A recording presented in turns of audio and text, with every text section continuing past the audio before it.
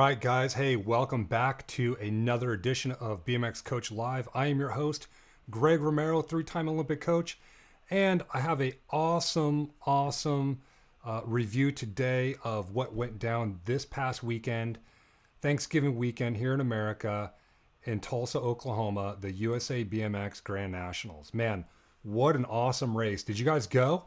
If any of you guys went, let me know in the live chat here. If you guys haven't ever been here before, if you guys are hitting up the replay, make sure that you guys like, but more importantly, subscribe and hit the bell notification so you guys get notified when I go live or when I post videos coming up this week. All right, so today, can we talk about the USA BMX Grand Nationals? But more importantly, I want you guys to be able to get the important message of, whatever it's going to be for you, whether it's going to be a physical, a mental, an execution, a physical prep, a mental performance mind state. What can you extract today from this show in an effort to help you win the biggest race of the year? Now, the Grand Nationals, for the most part, for everyone that goes, it's one of the biggest races of the year. However, for some of you guys that are racing on the local level, maybe perhaps it's the double pointer, the triple pointer, the state qualifier, the state championship, the Gold Cup, the Gold Cup final. Okay, those are all very, very important races to you. I know when I was young and I was new to the sport back in the 80s, I was, all these races were all big to me, right? And then I remember going to my first Grand Nationals was back in 1984. Man, that was a long time ago, was it not? It was a big deal, right? It was a big deal. And back in 1984, I wish I would have had some pictures, but they had the starting hill come from the top level down to the lower level. We were doing Supercross style starting hills back in like 1984. Of course, on this track over here, USA BMX brought back the infamous Z jump. Although I wish they would have had it the other way, where it was an opposite Z. And I think it would have made it more challenging. But anyways, yeah. So I really want you guys to try to extract as much as you can. I was able to talk to Connor Fields today while I was at the chiropractic office getting my neck snapped. Actually, I didn't get my neck snapped, but I got other things adjusted. But I was talking to Connor, going back and forth, text message, and he was giving me some insight to, what he was dealing with in terms of the physical, the mental, the execution. I had a bunch of questions for him. So we're going to review his race, of course, and I also want to go through some other races. So let's check out and see what's going on in the live chat. I know it's the weekend after Thanksgiving. I don't know if there's going to be a whole lot of us here today, but looks like we have Mateo, Tyler, MD, JP, Roscoe, David Burt. Guys, welcome back to the show. You guys are our usual suspects that always show up, and I'm grateful for you guys to show up. Well, I say we get right into it, right? I say we get right into it. And, I wanted to let's go over the NAG 5 challenge. I thought this was really cool. The NAG 5 challenge has historically always been reserved for the men, and it's always been deemed the future pro race. So what they did back when I raced it and I won it back in 1991. I think it was 91. And what they did was they took the top rider, or I think it was the top two riders for every age group over 15. I think I was 17 or 18 at the time. I don't remember. It's been so long. And it was the future pro race. And that was it. There was only two races on a Friday night. They had the AA pros and they had the future pro race, and that was it. And they also had a jumping contest, a King of Dirt. Those were the three main events. They didn't have, today they have side hack. They have, girls NAG 5, men's NAG 5, A Pro, Vet Pro, girls pro, and of course AA Pro, or otherwise known as Elite. I don't, it's all the same to me, but yeah, what a wonderful event. And so NAG 5 was awesome racing. Let's check it out. So the NAG 5 women, we have the two teammates, Mackenzie Gayhart and Olivia Armstrong, who raced the 1720 class. Olivia, sorry, please forgive me, she's not French. Olivia She's really, really strong. Mackenzie's really strong at skills, and Mackenzie over here in second is just pushing her. Went through the Z jump. I thought this year's track was really, really tame for grands, and maybe it was because of COVID and want to reduce injuries and whatnot. I thought it was a really simple track.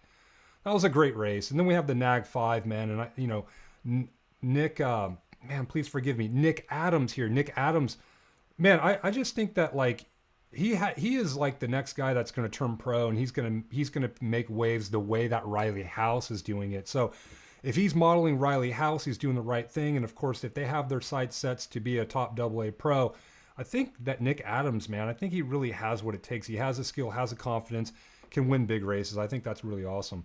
Let's move on to A Pro, Riley House. Riley House was just mobbing that first straight, little bump jump action there. And he was out front all weekend, and he pretty much sealed the deal. You know, he won the first 2 races.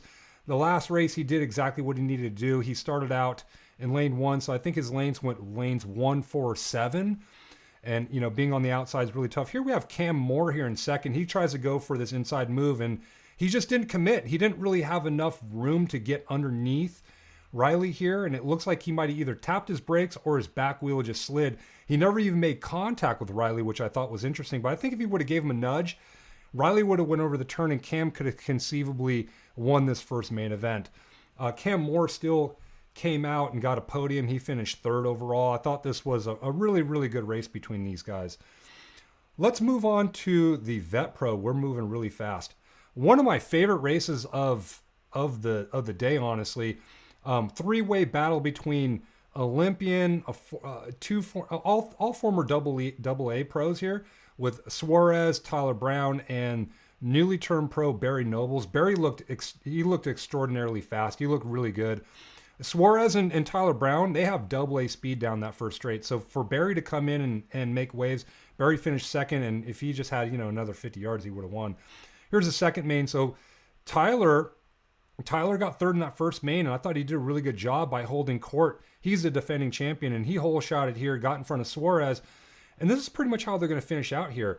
1, 2, and, Tyler got 3rd in the first one. So with him winning this one was really key, because that made him within 1 point of Suarez going in the last main, and that's pretty much a virtual tie. Barry shows up for another top 3 finish. He got 5 points, so it went 5, 4, 3. Here's the last main. I thought Tyler coming out lane 4, he just handled this like a champ. He got out and he just moved over and was the aggressor over Suarez. Suarez could have bumped him, but I don't know. Maybe he decided he got DQ'd last grand, so he didn't seem too aggressive. But Tyler, I texted Tyler, I told him, man, this was some champ stuff right here, man. He really handled this really well. And yeah, no controversial DQ. So that's good. Let's move on to these. Keep playing. Let's move on to women's pro. I thought the standout to me was Felicia Stansel. She won the first 2 main events against the defending champion Elise Post here, and man, she was going really strong. And in that last main event, it was just really tough. But if you see here, she just rode really smart against the current world champ, and I don't know how many times Elise has won AA Pro, but pretty much every year she's been pro, she's won the title. Mariana Pajón there in 3rd, so she showed up. So going to the last main, they basically had Felicia had a 2-point lead over Felicia. Felicia had a 2-point lead over Elise, so Elise needed a win. And man, Elise just made a really good move on Felicia there. It kind of checked her up there, and that allowed for Mariana to get in between Elise and Felicia, and that's exactly what Elise needed. She needed someone like Mariana Pajón to finish in between them in an effort for Elise to wrap this up. If Felicia would have finished second right behind Elise, Felicia would have wrapped up the pro title, and that would have been really, really cool. All right, so let's move on. Let's talk about lanes when it comes to AA Pro here. So we're moving really quickly here. I need to slow down and take a sip of water. Here are the AA pros lined up. The one on top is the first main event, second main event, third one on the bottom. I want you to check the lanes here. So Connor, first main, he chose lane 6. Okay, and subsequently they would move pretty much 1, 2, 3 lanes over every main. So that gave him lane 1 in the second main. And then in the third main, he moved over another 2, which gave him lane 4 right next to the magnet. And that gave him basically two inside lanes in the last 2 main events. And, talking to Connor, he pretty much knew that he needed to get a decent finish, second or third, in the first round in an effort to be in contention of the title. He wanted to get that outside lane out of the way right off the hop. And I thought that was really smart, because if he would have chose lane 1 like Josh McClain did, if you notice, Josh has lane 1, goes to 4, goes to 7, right? See that? 1, 4, and 7. And that's really tough, because if you go into that last main in 7, there's going to be a lot of guys diving in underneath you, especially in that last main event. And that was one thing that, I started talking to Connor about, was like, hey man, like it's a really strange race, because in the past, it was all about accumulating points to ensure that you had a chance to be in contention for the AA Pro title. In this case, everyone that signed up right off the hop was eligible, and pretty much everyone that made the main event had a fair shot at it. I mean, who knows what could have happened? There could have been, a T-bone, a wreck in the first turn, and everyone blown up, and you got wrecks every race, and points could have been scrambled, and someone that typically would have never potentially got a podium, they could have conceivably walked out of this arena with the number 1 pro title, and I thought that would have been pretty cool. But, again, we saw in the Vet Pro, Tyler Brown was the defending champion. He won. Elise was the defending champion in Women's Pro. She won. And so it was Connor's turn to do the same thing. But I think in AA Pro, it's a lot harder.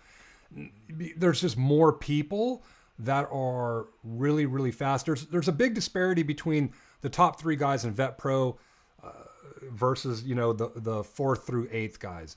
In the Women's Pro, same thing. It was pretty much Felicia and Elise, and then everyone else was just kind of like in the background. And that's no disrespect, but those two girls just had it. And in Men's Pro, you never know. I mean, guys that stood out to me were Josh McClain. Joris Daudet is always a threat. He hasn't been racing in a while, but he showed up and he looked fast. He made the main. And then I thought Anderson Souza. Anderson Souza was a guy that looked really good. And then, of course, you had Alfredo Campo. Alfredo Campo was looking really, really, really, really strong. One of the guys that I thought that would have made the main would have been Corbin Sherrod, and it looked like he had a tough time in qualifying. And so first round, it looked like he came off the track and got 8th, and then he just never could recover to where he had a good lane going into the semis. And so he was stuck on the outside lanes in the semis, and you don't want to be in lane 6, 7, 8. I don't care how fast you are. You want to control your destiny. You want to control your destiny and be in lanes. You want to be between lanes 1 and 4 pretty much. All right, so let's check out Connor's first main event. AA Pro. Josh McClain in lane 1, Connor in 6. Josh McClain gets a really nice, healthy hole shot. And Connor rode smart. And Josh Smith here, he high-sided, and this could have been disaster for Connor. He could have ran over Josh's head, and Connor could have got last, but 7th place, and he would have been behind the 8 ball going into the second main. But getting second was really, really good for him, and he felt really good about that. Let me double check my text and see what he said exactly here.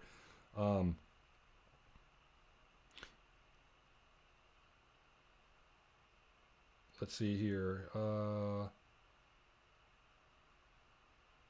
It was a calculated loss, he said, Connor said. Second main event.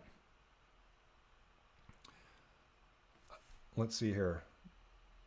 Oh, wait, that's the first main event. Hold on, please forgive me. We got to go to the second main event. Second main event, Connor's in lane 1. Josh McClain, who won the first main event, gets shut down by Joris, and he's just in dead last. And Connor, he's just commando and just takes over the lead, has no problems with this. And, him and Joris, he's familiar with racing with Joris. And, Connor actually told me in that first main event, he said here in the text here, he also had his worst start of the weekend in that first main. So he said to be second or third, he was just totally cool with that. All right, let's move on to the third main event. So we have Connor here in lane 4, and look at that lead he just has going over the first jump. A half a wheel over George, another bike over Alfredo Campo, who got third overall. That's just impressive. Really impressive stuff. Bump jumps that's awesome. Look at this bump jump. I love that, man. You're just going so fast. He's going so fast there, and then watch Connor down this second straight. He just owns it. Boom, going so fast. He's just pointing the bike straight to the landing. I thought that was really impressive. Look at this. I thought that was his best lap of the weekend was that last one. And you know what? They always remember who wins that last main event, and that's the one where you want to be going your fastest and peaking at your peak power and speed. And I thought Connor, man, he absolutely was impressive. It was impressive to finish off the AA pros like this, where he didn't really need to win. He needed to get fourth or better. He said that Young Shibby could have won.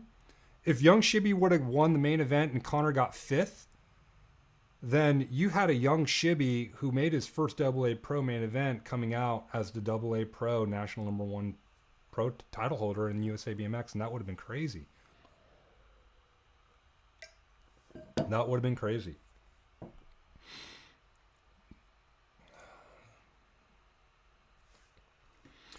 Yeah, so yeah, Connor, man, he just killed it, man. So let's take a look at, I asked Connor physically, what was his preparation like? And here's what he said. Physically, I knew I was going fast, but since we haven't raced in a while, I was unsure how we'd stack up. Usually we have all raced all year, and with a month before Grands, things don't really change. I was pleasantly surprised with my speed. So, Connor is a guy who's a veteran when it comes to AA Pro. I mean, the kid knows what it's like to race at the highest level going for the title, right? Something interesting that he said, let me bring up my phone here. He was like, over the last 9 years, he's been battling into main 3 against guys like Sam, Maris, Joris, Corbin, Anthony Dean.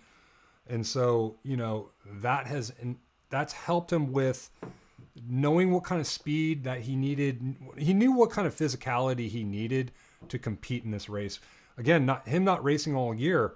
I think the last race they did was like in Australia in a World Cup back in March. I mean, that's a long layoff, right? That's a really long layoff. But, physically, I thought he did a really good job, man. He was commando. He had the first straight. He had the pull. And, for me, I wanted to add to that. And I would say that for you guys that want to compete at the biggest race of the year, there's a couple questions that you guys need to ask yourself.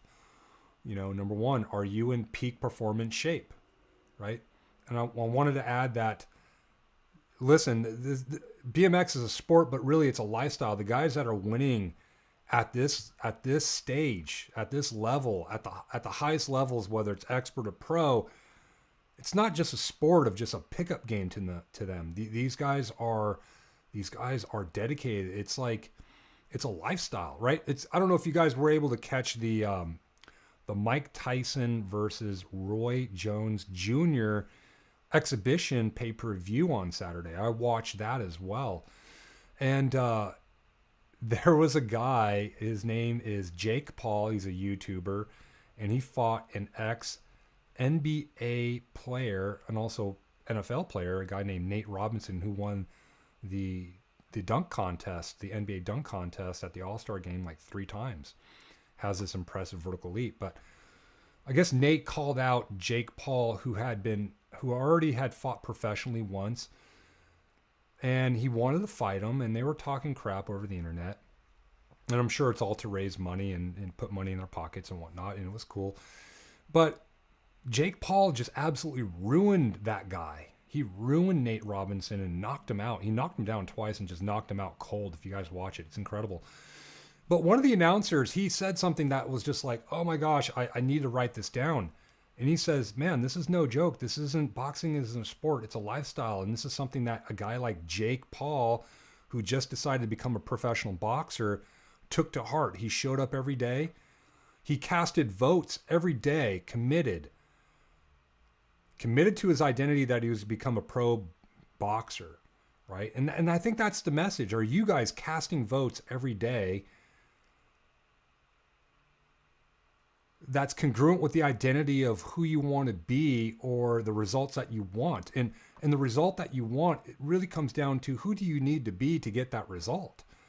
If you want to be a number one AA pro guy, a guy like Connor Fields, then who do you need to be? Who does he need to be? He knows who he needed to be. And it's not just a pickup game. He's been preparing all year for this, right? And of course, there's a mental component to that. So let's see what Connor had to say mentally. You know, Connor says here, mentally, I just try to do the same boring stuff I always do, focus on my processes, and race the same way I always would. So I think what he's trying to say at the end of the day, look, BMX is monotonous, right? It's the same thing. If you guys are dedicated at that highest level, whether you're an expert, you could be dedicated at an intermediate level, right? But more importantly, you could be dedicated at an expert level or pro level. And I think at the end of the day, you guys got to be showing up mentally prepared, like knowing what that mindset is going to be. That means showing up dedicated with the intent to get the result that you want, showing up mentally with the intent of, again, casting votes on who you need to be in an effort to get the outcome. I came up twice. I came up in physical and mental, but I think at the end of the day, you know, are your daily habits casting votes on the person that you need to be to get the outcome that you want? Are you showing up with the training? Are you showing up at the monotonous, boring training session with the intention? Because it's, sprints week in, week out, it's the same sprints. I mean, there's only so many things we could do to get creative with sprints, right? We could change our gear. We could change our starting style. We could go uphill, downhill, but it's still a sprint. And, you know, it's really hard. It's really hard to know if that's going to really help us with the execution of getting us the result. Because here's the thing, being the Paleolithic old school brain that we have, in which we're trained to release dopamine and either get away from pain and run to pleasure as quick as we can. Like back in the day when we're, before, as we developed as Neanderthal man, we were hunting and looking for food. And that was the first thing once we got the food, we were satisfied. It wasn't like we had a refrigerator and we were able to hunt for food and start stocking it like we do today.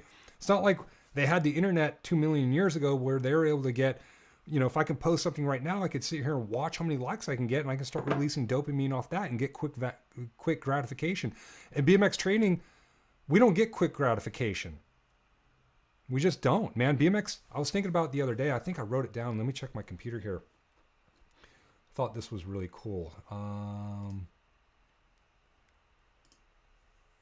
I said here, BMX is a tough sport. I wrote this when I was reading the other morning.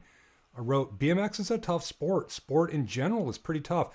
You painstakingly do all of this long-term investing into preparation, your skills, your physical strength, and you do this for a future outcome that you desire that you're not guaranteed to acquire.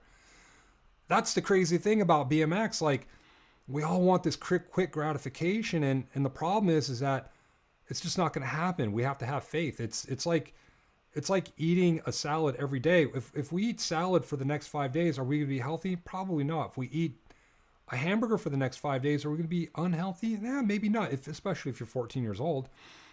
The older you get, it, the more you're going to be exposed. But at the end of the day, if you're doing sprints, you're doing gym work, you're going to the track, you're doing the same things week in, week out, you're at best, you're seeing marginal gains. You're not going to see big gains where it's going to feel just awesome. So you guys really have to figure out what's your goal and commit and understand who you need to be in an effort for you to get it. Connor Fields, he's a number one pro. He's an Olympic gold medalist. He knows he's the champion, and he knows that in an effort for him to maintain that, he has to continuously cast votes and show up to his daily training rituals, whether it's sprint work, gate work, going to the track when it's hot as heck in Vegas, right? And so, yeah, that's it, man. I really think that's what it comes down to. I want to give a quick shout out to Josh McClain here. Let's watch his race again. Josh McClain here in lane 1. I thought, him and Anderson Souza, I really thought they were the two guys that could really give a legitimate threat to beating Connor Fields. I thought Josh could have easily challenged Connor for 3 mains. Connor said that he really thought there was going to be a lot more blow-ups, people crashing at the Grands going for the title, but it just never happened. It was just business as usual. So, quick shout out there. All right, guys. Well, hey, if you guys found that this stuff was helpful, leave a comment below if you guys are watching a replay. Let me know what you guys are working on in terms of your goal, your identity. What are you doing to cast votes to ensure that you're becoming the person that you need to become in an effort for you to get the result that you want in a later date? Leave a comment below. You guys in the live chat, leave a comment below. And then, of course, as always, we're going to go to the Ask Coach G section of the show. So ask your best performance questions. I'll do my best to answer all of them. We have about 20 minutes, and I'll come back right after the break. Hey guys, I have a question. What would it do for you if you could enhance your power out of the gate, enhance your sprint speed down the first straight, enhance your skills, enhance your mental performance mind state? What would that do for your racing or your kids' racing? If you're seeing the value of enhancing your BMX performance, consider joining the community of BMX Training Pro and get the same access my Olympic athletes have enjoyed, as well as thousands of BMXers all over the world. Some members use the access to improve their gate start techniques. Some also use the access to keep them motivated to train, and you'll find your reason when you gain access and join BMX Training Pro today.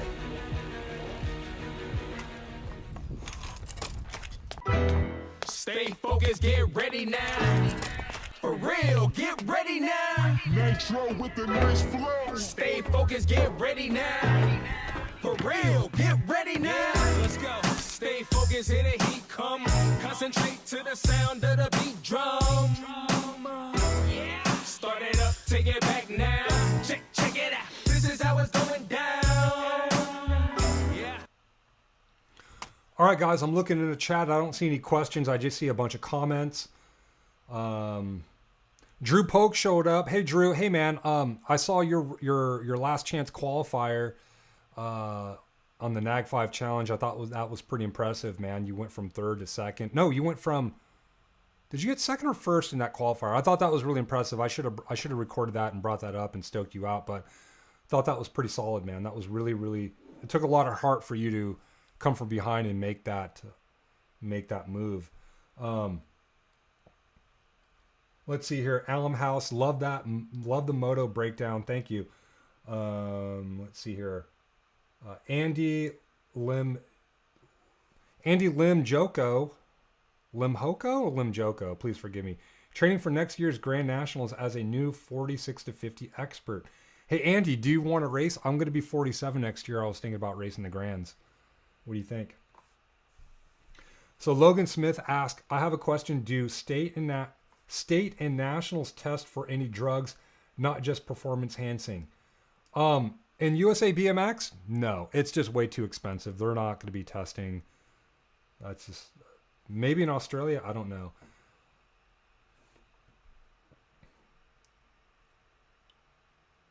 Here we go. Kaysen Jumps. I love that name, man.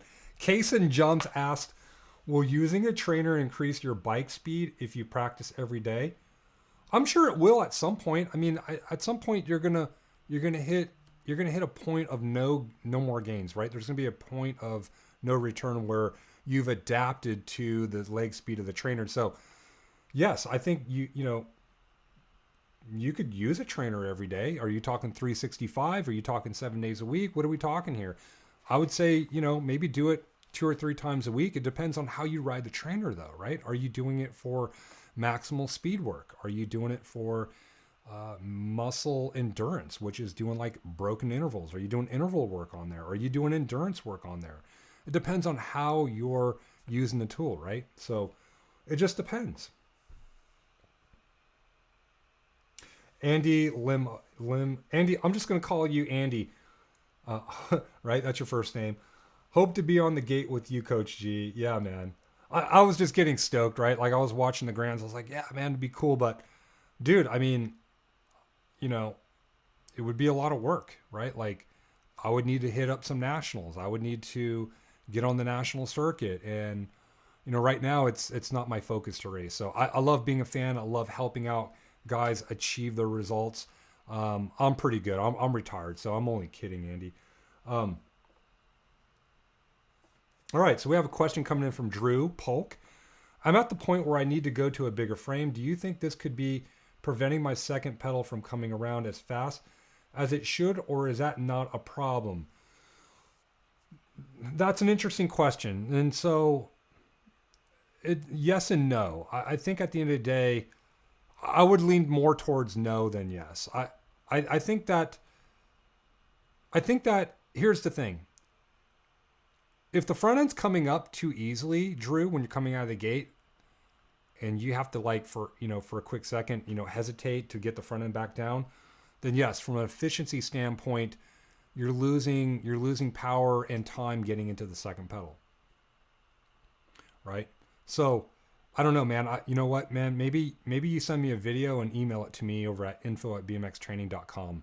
Let me take a look at it and I'll give you my advice, man. No problem.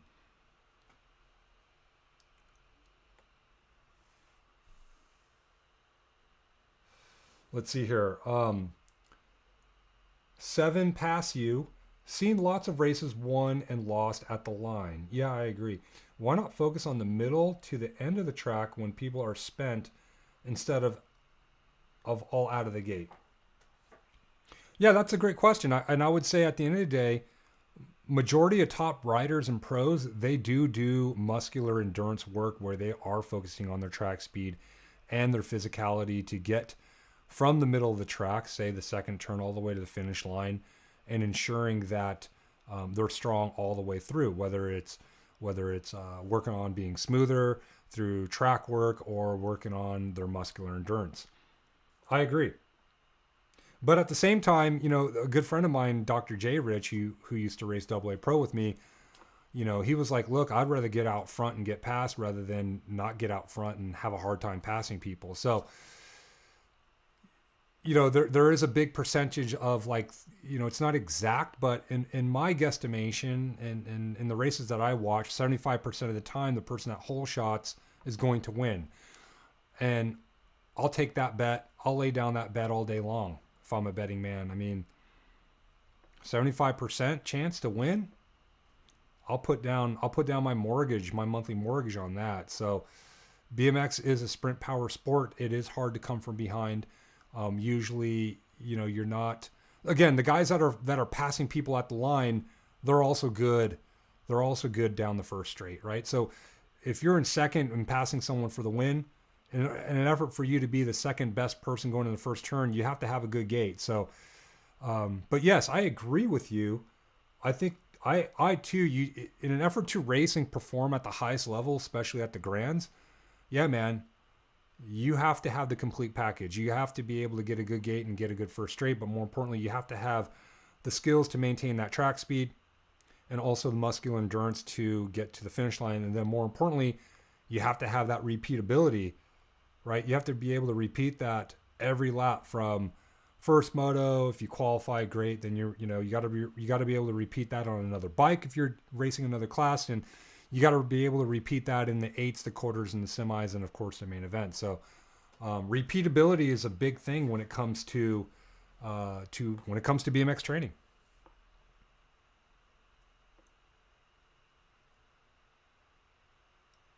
Roscoe H asking me a technical question. I'm okay with technical questions. Well, I'll do my best, man.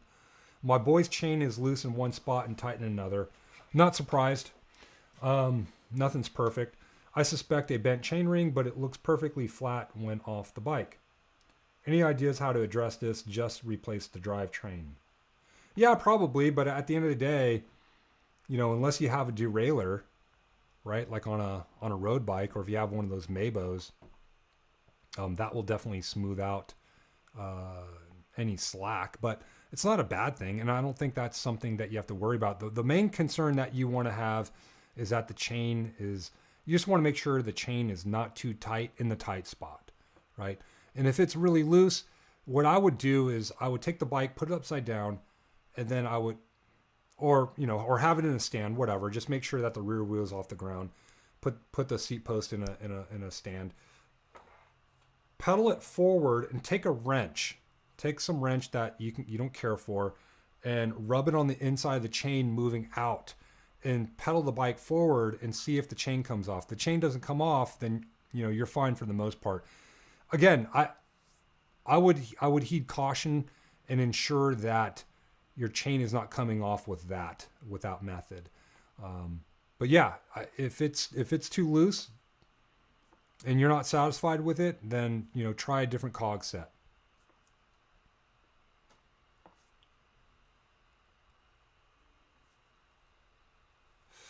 Andy Limco, here we go. We have a nice strength training question coming in from Andy. He asks, is there another way to effectively do hang cleans? I can't rest the bar on my collarbone due to a plate from a crash in his collarbone. Okay, cool. I like this question a lot. Listen, I love hang cleans. And are you starting them from the ground, Andy? Let me know. I'll wait. But I would say at the end of the day, listen, here's the thing that you have to focus on when it comes to a hang clean. The biggest benefit of the hang clean is that initial extension when you get the barbell past the knees and you extend all the way through the hip and you complete the triple extension of the ankle, knee, and hip joint, then you've benefited from that exercise. So therefore, you don't really need to perform the hang clean. That's just my opinion. And in fact, you could just take the barbell and, you know, Nick Long does this because he doesn't have any flexibility in his wrist at all. So he just does what is called a high pull, which is basically a hang clean without catching it. Now, is there a benefit with the hang clean? Yeah, because you can get the clean by getting that eccentric movement of catching it into an eccentric front squat position. But I don't think that's critical, because I would say that at the end of the day, the most critical part that you're going to benefit from, again, is that triple extension. And that's what we're doing in BMX. We're extending through the hip, knee, and ankle joint. And once you extend all the way through, you can just let go of the bar. Now, if it's steel weights and you're in your garage, you know, you might want to make sure you have some pads underneath the weights. If you're at the gym, you know, the gym manager might not appreciate that, and someone's going to complain because you're making a bunch of noise. So I don't know what to do. You just have to figure it out. But get some rubber bumper weights. And listen, at the end of the day, you don't need to lift a whole lot of weight when it comes to a hang clean. You know, like, shouldn't be any, the range, ideal range for power, right, should be anywhere from 20 to 40% of your 1 rep max of a deadlift. You don't need, you know what I mean? Like, that's ideal rate of force development. That's what we're looking for. Hopefully that'll work for you. Let's see here. Yeah, Andy says, yeah, starting from the floor. Someone's asking how much a bike is. I don't know. I'm not in the market of bikes. Honestly, I'm the worst person to ask when it comes to asking how much of a GW. Okay, my bad. How much is a GW? Doesn't at least Post have one? Yeah, I don't know. I don't know how much they are. I haven't bought a bike in a long time. Therefore, I'm not a shopper. You're gonna have to ask someone in the chat. Let's see here. Daniel F. Any tips on aggression in the turns? I always seem to back down and want to fix that. Okay, so my first question, being a master practitioner of neurolinguistic programming, I would ask you, for what purpose are you backing down in the turns, Danielle? If you can answer me that, I can help you out. Dennis says, it's been proven if you lift in front of a mirror, you'll get stronger faster with a smiley face. Yeah, that's pretty good. Especially if you're doing bicep curls in a squat rack with a mirror. Let's see if there's any questions up top here. Do you got any great budget crank set in 165? Yeah, I'm not a bike shop, Luke. Sorry, man.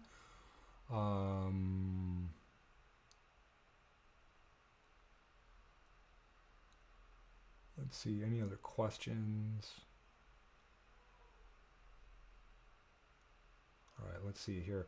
Okay, Danielle says, I'm honestly scared of crashing and or losing my spot. Okay, so I love that you answered that, and I appreciate that, Danielle. So originally, Danielle asked, any tips on aggression in the turns? I always seem to back down and want to fix that. She says she does this because she's scared of crashing and or losing my spot. So here's a trick, Danielle.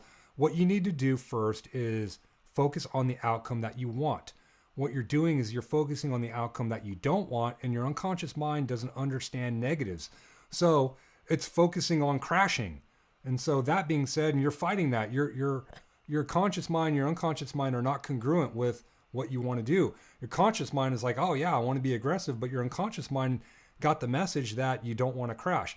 So what you need to do is, first off, what I would do, I would practice flat ground turns at home, and I would focus on the technique and make sure you get the technique down.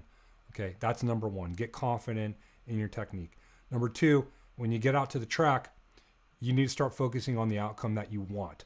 I want to get through the turn smooth. I want to get through the turn fast, smooth, and aggressive. Okay, focus on what you want: smooth, fast, and aggressive. If you just say those three things before you enter the turn, smooth, fast, and aggressive, then you're setting the tone for the outcome that you want, and therefore more than likely you're going to get it. And you're not going to be as timid. If you're focusing on not crashing, you're in survival mode. You're going to crash more than likely. You're going to crash because you're tight. Okay? So focus on the outcome of what you want, not what you don't want. Okay? It's the same thing. I hear it from athletes all the time. It's like, I asked them, like, hey man, like, what's the result that you want to get at the Grand Nationals? Well, I just want to make sure I don't get motoed. Okay, well, guess what's going to happen? They're going to get motoed because the unconscious mind doesn't understand. It doesn't understand negatives. It's going to focus on.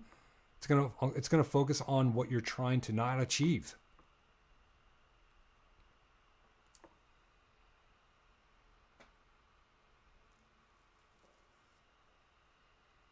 Okay, Dennis says, any advice for a parent like myself to assist training my 11-year-old in BMX? We're going on his 4th month racing and he's loving it. Awesome. Hey man, welcome to the sport. This is the whole reason why I do this show, is to help out younger and newer riders of our sport. And that way, if you guys could get more out of this and enjoy the sport longer, you guys stay in the sport longer, it helps the ecosystem of BMX racing. So thank you very much for showing up. I'm grateful for the opportunity to help you. He says, really excited about the 2021 season.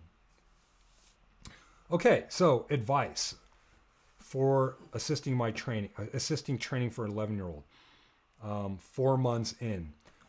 Listen, I would write down, I would take a piece of paper and I would write down all the different skill sets, right? From the starting gate all the way to the finish line. What are all the skill sets? You know, write down number 1, starting gate. Number 2, sprinting. Number 3, pumping. Number 4, turning. Okay, because at 11 years old, being 4 months in, he's not really going to jump. So that could be something that he works, that he works on at home. Maybe you can build him a ramp and you could just practice jumping off a curb or off a ramp that's maybe a foot high. I think that's a lot of fun. I think that's training in itself. And so I would, start working on identifying these areas of what needs to be worked on. Number 1, gates. Okay, what can you do with gates? You can work on balancing and balancing at home. Number 2, you can work on your acceleration. You can work on sprints. Number 3, you can work on pumping. So, okay, pumping's a little bit different, but unless you're out of track, but you could work on bunny hops because it's almost the same kind of mimicking of pumping, right? So there's lots of different things that you can do at home, because I think the home is the best place to practice all these tricks, because you're going to be able, number one, you don't need a track to do it. Number two, you could do it as long as you want. Number three, you could do it as repetitive as you want. When you go to a track, you typically you get up on the gate, you do a gate. If you're working on gates, you have to go around the entire track, and you're getting like 6 to 7 minutes in between each gate start. So if you're looking to just work on balancing, why not practice balancing at home? It's a great opportunity to do it, and you can balance as much as you like. Great question. Thank you so much. And welcome to the sport.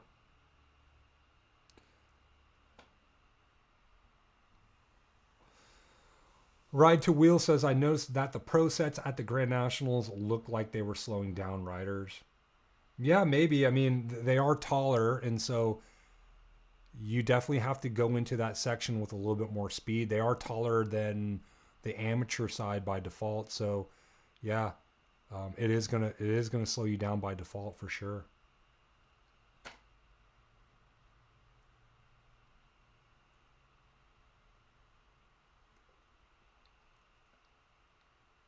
Cool, getting lots of questions in. I'm looking for really, really interesting questions right here. Dat Boy, Mark 83, I like that.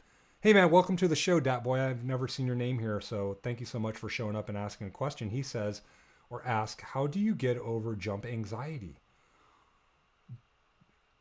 Dat Boy, if you could give me some more context on how do you know that you have anxiety? What are you experiencing? What does anxiety mean to you?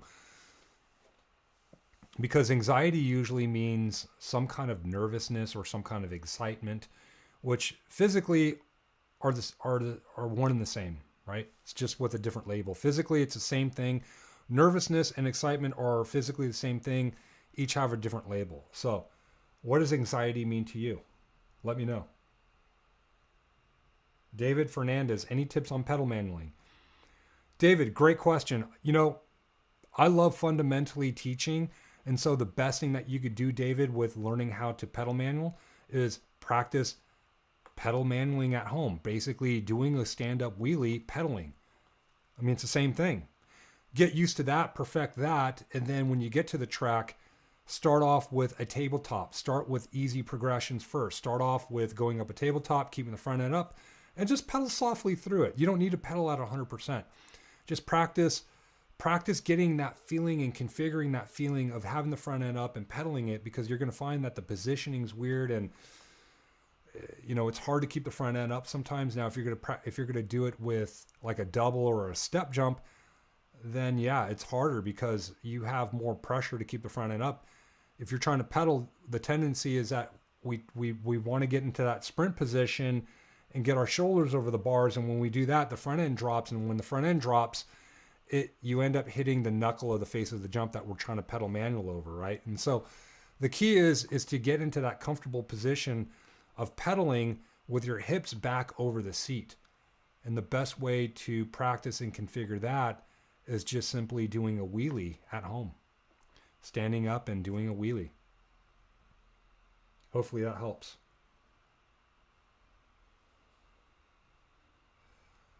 Let's see here.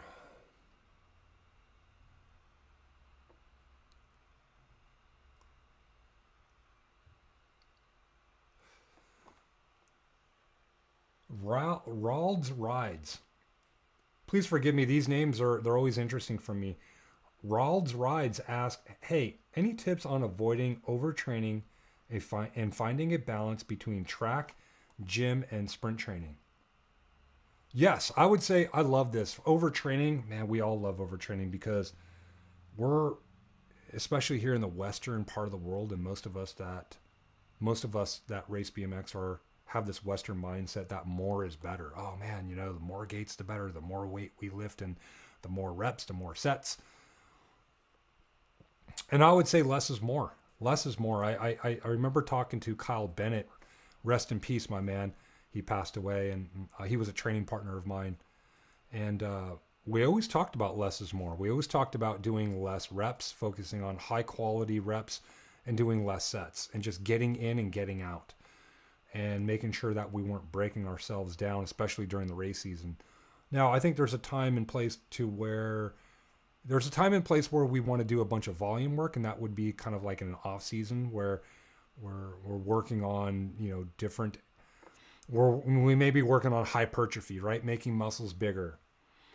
We may be working on strength work and working on repeated strength by doing more sets. Okay. Now, I don't want to go too far deep into all that, but finding a balance is what you're looking for and making sure that you're not overtraining. And so, listen, I don't think you need to spend more than an hour in the gym. I would say pick 2 or 3 solid exercises with, I would pick 2 main exercises with like 2 or 3 accessory exercises with like one of them being a plyometric, a core piece, and then, I don't know, some kind of hamstring or glute ham raise. Okay. 5 exercises, get in, get out, try to get in and get out, no more than 90 minutes, but an hour is pretty much the sweet spot, right? Same thing with the track.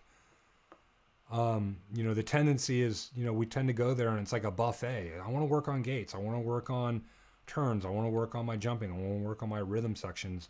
And I would say, and I want to do full laps. It's like, dude, you're asking to do way too much. And you show up trying to do a mixed bag of things, you're going to get mixed results. So I would go into a training session at the track with an intent of 1 or 2 things. I want to perfect my balance, or I want to perfect my first movement out of the gate. I want to work on my manling today and just go deep into that. But yeah, trying to find harmony between gym, track, sprint work. I would say probably 2-2-2, right? 2 gym sessions is more than enough. 2 track sessions more than enough. 2 sprint sessions, that's more than enough, right? And you could stack a sprint session with a gym session, or do a sprint session before a track session, right? So you could stack days. And I would look for anywhere between 1 to 2 days of full rest. 1 to 2 full days of rest is going to keep you fresh, and also ensuring that you're gaining from all the stimulus that you're imposing when it comes to your weekly training regime. Thank you so much for asking that. Okay, let's get back to Dat Boy. He asked the original question, how do you get over jump anxiety? And I love this question because I would say that there isn't one racer that doesn't experience it at some level or another. Even at the pro level, man, it's not easy for the pros because you're going really fast. You're next to guys and you don't want to crash because it sucks when you crash, right? Especially on pro sections. And so Dat Boy says, what I'm asking is, like, how do you get over that? I guess, how do you get over anxiety? I guess you would call fear before hitting a big jump, or even mangling over a roller for the first time, and laugh out loud, the 83 is my race number. Okay. Right on, my man. I'm grateful for you showing up and asking this question. I really appreciate this question, man. It's awesome.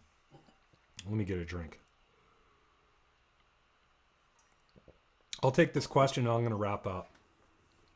There's a couple more questions here that I can probably ask quickly, but listen, I would say at the end of the day, you want to focus on the outcome that you want. Again, we addressed this with Danielle that was talking about having fear in turns, or she also had anxiety in turns, I believe, right? And so the idea here is to focus on the outcome that you want when it comes to a big jump. And you could begin by focusing on the outcome with smaller jumps and just build that up. Build it up to where your mind state is in a resourceful state, right? A resourceful state is like, okay, how do you want to feel when you approach the jump? Have you jumped before, and have you jumped before successfully? And more importantly, how did you feel? Was there a specific time where you jumped a jump and you jumped it specifically and you felt smooth and you felt confident about it? Okay. Those are the feelings that you want to anchor. So you want to trigger those feelings. Practice triggering those feelings before you jump. Okay. And develop that habit to where you're getting in the proper performance mind state. And then once you do that, you can start practicing going into bigger jumps with the same triggering of that mind state. And so you want to focus on the outcome that you want, especially like you said, you never manual this. You're gonna manual a roller for the first time. You never handled it before. And I agree, it's tough because it's almost like it's kind of like the similar question of like, well, if I want to become the champion, I've never been the champion, then how do I know how to be the champion? Well, you just simply need to take the time and get the visual, and more importantly, get the kinesthetic feelings of what it's like, and imagine and play the movie in your mind of what it's going to be like when you successfully manual that roller for the first time. It's really that simple, man. Practice that. And then what you're going to want to do is you're going to want to confirm that by feeling good about the approach and, going through the progressions of coming off that roller and manualing through it, right? It's that simple. I deal with a lot of women in that are like young 15, 16-year-olds that are getting thrown into the mix at the Supercross level, right? And it's tough because, the first straight is basically a pro section to them.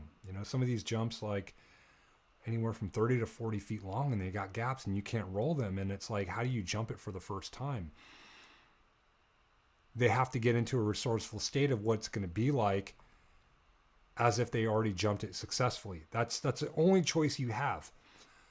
Second off, I also teach riders that are going down the Supercross starting hill the first time to focus on the jump when you get there. Don't focus on the jump at the top of the starting hill, because you may fumble your pedaling down the starting hill.